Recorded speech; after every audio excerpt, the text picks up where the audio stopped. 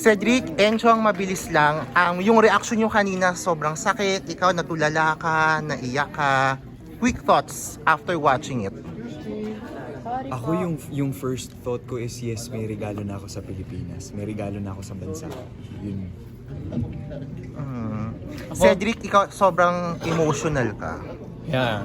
Hindi mo siguro after mo panoorin yung Gumburza, hindi mo talaga siya may iwasang maging emotional kung gaano ka-tragic yung nangyari sa kanila at kung gaano siya sobrang relatable pa rin ngayon. So, yung pagiging empath, parang mas lalo mo siya madidevelop.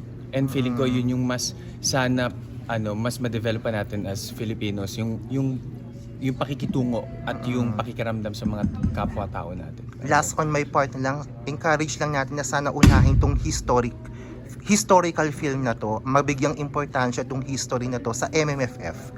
Enchong. Ako siguro yung mga excited na pumila para sa Metro Manila Film Fest, sana unahin yung Gumburza. Kasi isa tong hindi lang regalo namin para sa bansa, regalo namin para sa audience namin, regalo natin to lahat, tayong mga Pilipino sa bansa natin. Cedric, unahin ng kasaysayan sa MMFF. Alam mo kung bakit dapat unahin yung Gumburza?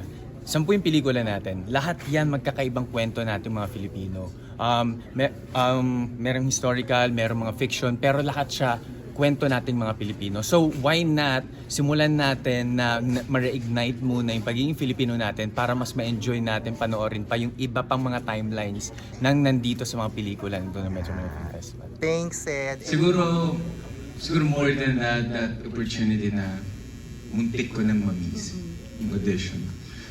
Siguro, at first, I'm being technical ng mga first few sequences na pinapanood. Hindi na kasi first time ko napanood. Actually, feeling ko first time namin mapanood lahat. Siguro, parang dinala na ako ng kwento to the point na hindi ko na siya iniisip. Hindi ko na nakikita yung sarili ko. Tapos, kaya ako umiiyak kasi sobrang sakit talaga na nangyari sa kanila. So, yung sobrang na-move ako kasi yung injustices 151 years ago nangyari na siya and even way before pa for sure, tapos until now nangyayari pa rin siya. So like, imagine those people without proper justice or due process. Ano yung nararamdaman? Parang ganun na, yung sobrang ang laki na ng mga iniisip ko.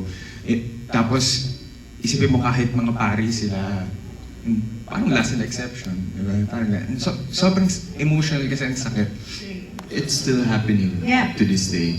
And you know, kanina nga ina-analyze ko yung pelikula, sabi ko, nakakalungkot na sa lahat ng mga tao na naakusahan, ilan lang yung nabibigyan ng magandang kwento ng ganitong pagkakataon na maibahagi yung kwento nila.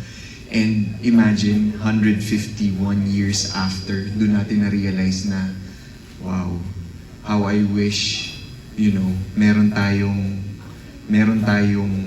hustisya na natamasa ng panahon na yun. So, yes, and totoo yun. May mga proyekto na finally masasabi ko, may regalo ako para sa bansa. Ayun. Thank you, Ed.